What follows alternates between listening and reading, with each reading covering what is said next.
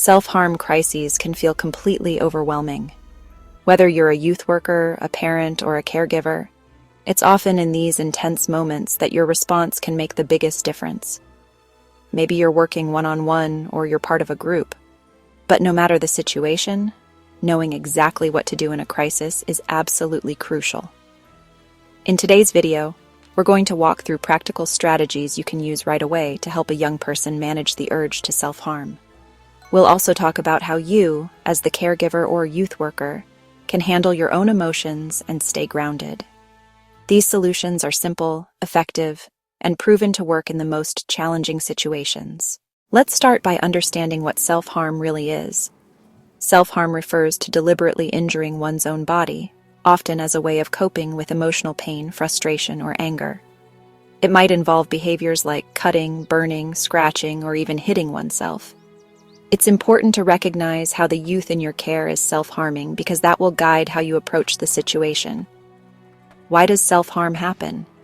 Self-harm is often a way for someone to communicate distress. For some, it's a way to express overwhelming emotions or to numb emotional pain temporarily. For others, it's a coping mechanism for deep feelings of worthlessness, anxiety, or depression. In many cases, it can be rooted in trauma or difficulty with emotional regulation. Understanding the root causes of self-harm can help you better support youth who struggle with these behaviors. First, emotional regulation and coping mechanisms. Many young people who engage in self-harm struggle with managing their emotions. When everything feels chaotic, self-harm can feel like a way to regain control. It's important to teach emotional regulation techniques, which can help them manage overwhelming emotions in healthier ways. Second, trauma and its impact. For some youth, especially those with a history of trauma, self-harm can be a survival mechanism. Their experience may be deeply connected to past abuse, loss, or neglect. That's why a trauma-informed approach is so critical in supporting them. Research shows that roughly 15–20% of adolescents engage in self-harm. As a youth worker, look for warning signs like withdrawing, behavioral changes, unexplained injuries, or frequent use of long sleeves in hot weather to cover marks. These signs might indicate that a young person is struggling with self-harm. Now let's talk about creating a supportive environment, which is essential in helping youth through a crisis. Building a safe space. When a youth is dealing with self-harm, empathy is your best tool. Create an environment where they feel safe, understood, and free from judgment. This means approaching conversations without shame, focusing on listening, and supporting their emotions instead of rushing to fix them. Remember, connection is key. Building trust and rapport. A lot of young people who self-harm feel misunderstood or abandoned. So it's essential to build trust with them over time. Small gestures of reliability and consistency show them that they're not alone in their struggles. The more consistent you are in your care, the more likely they are to open up and feel safe around you.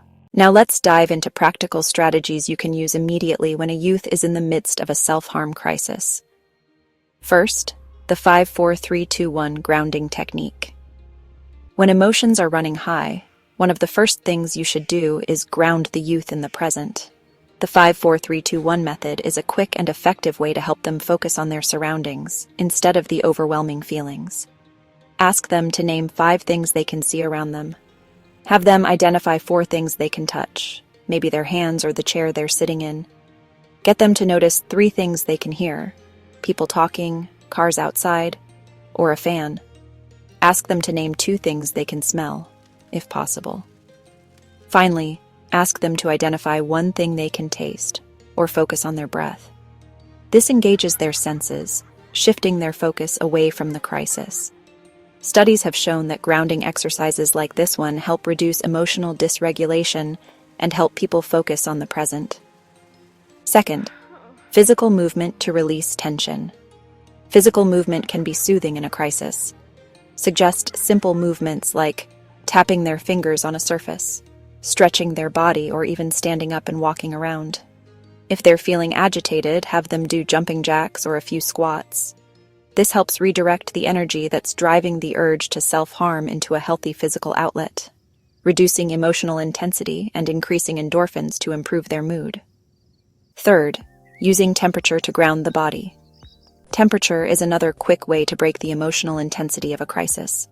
If you're near a bathroom or sink, suggest they splash cold water on their face or hands, or have them hold a warm cup like a mug of tea to calm their nervous system. Temperature has been shown to engage the body's nervous system and can reduce emotional arousal, making it easier to regain control.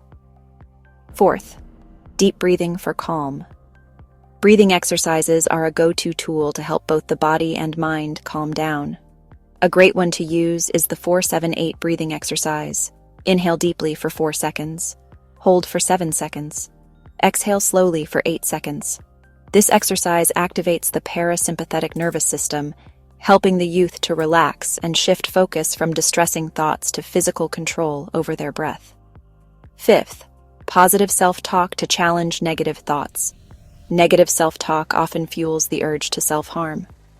In a crisis, encourage the youth to challenge those thoughts by saying things like, "I'm feeling overwhelmed, but this feeling won't last forever. I've made it through hard times before, and I can do it again. I am more than this moment."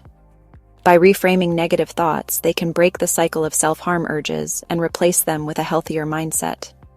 Research shows that cognitive restructuring through positive self-talk can help reduce distress and harmful behaviors. As a youth worker or caregiver, you're not only supporting the youth, you also have to manage your own emotions. Here are a few ways you can stay grounded. Take a moment for yourself if needed. Step away briefly, breathe deeply, and then return when you feel more composed. Seek support from colleagues or supervisors if you need to process your feelings after the crisis. You're not alone in this work, and finding support is critical. Taking care of your own emotional well-being helps you stay effective in supporting others, especially when the emotional stakes are high. Research shows that when youth workers practice self-care, they are more able to maintain emotional resilience and continue offering support. Remember that in the heat of a self-harm crisis, your calm presence and real-time strategies can make a world of difference. Grounding techniques, movement, deep breathing, and positive self-talk are all tools that help youth regain control of their emotions. And don't forget, your self-care is just as important as the support you offer them. Keep these strategies in mind, stay patient, and remember, you're making a significant impact. If you found these strategies helpful, be sure to like and subscribe for more resources. Share your thoughts or experiences in the comments below, and let's continue learning from each other. Together, we can make a difference.